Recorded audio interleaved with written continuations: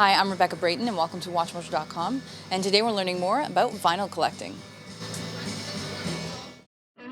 You're not going to kill little record stores like mine because we're there to continue the flame if you want. So we tell people about music, that's what we like. People come in here to discover stuff. We're like the curators of a museum, kind of, you know what I'm saying? Like, why would you want a print of a Picasso when you can go into a museum and see the real deal? Same thing with records. You can go through 60,000 titles on the net before you find one, whereas I can tell you, well, this is a great record.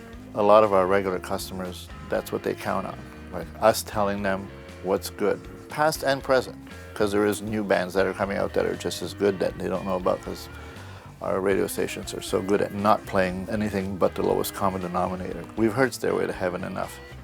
Okay? Please give us a break, you know? Myself and my employees have different areas of expertise or things we like. So if customers know that I'm a soul guy, well, they're going to ask for recommendations in soul. A lot of them, what they do is, I'll recommend something and they don't buy it. They'll go on the internet and listen to it and they'll come back and say, yeah, I heard some of the songs on the net, it's great, and then they buy it. What do you need to consider when buying a record in terms of condition and rarity and that kind of thing? It's always supply and demand, condition.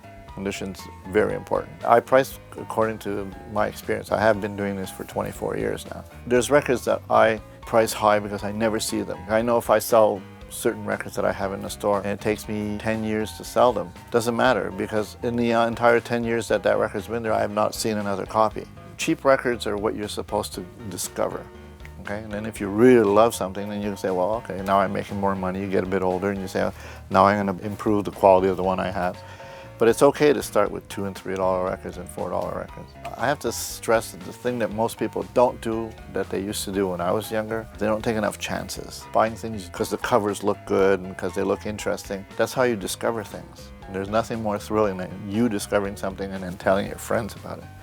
That's the best part. Explain to us the difference between collecting as a hobby and collecting as a business. Everybody ends up doing what I do, started off by collecting as a hobby and because they like the music. This became a job for me because I ran out of time being a musician. So I was like, okay, I'm hitting my 40s and do I want to still struggle and eat peanut butter sandwiches or do I want to do something, get a real job? And to me, a real job was working in a record store. So most guys that own record stores, either musicians, DJs, they were all record collectors to begin with. The way for them to get their records as cheap as possible is to go to a garage sale and buy the whole box and keep the ones they like and sell the rest.